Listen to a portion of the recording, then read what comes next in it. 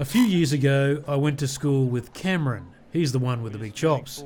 We loved science, tinkered with lots of electronics, but never had anything as simple yet sophisticated as Nintendo Labo, brought to life by its handheld gaming console Switch. That's pretty clever.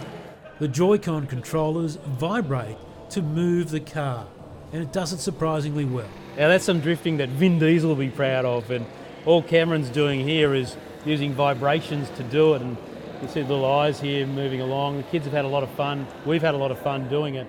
And this application also really encourages, parents to work with their kids. It's a great bonding experience, helping them learn through play, but also helping them just work together and create a really collaborative, physical, real-world experience. From robots to motorbikes, No.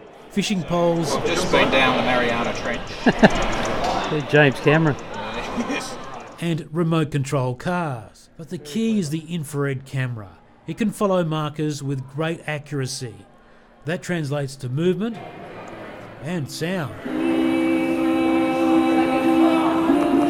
we have the sound of a choir. Since launching in April, Nintendo has sold 1.39 million cardboard kits, and next month a new vehicle cardboard kit will be released.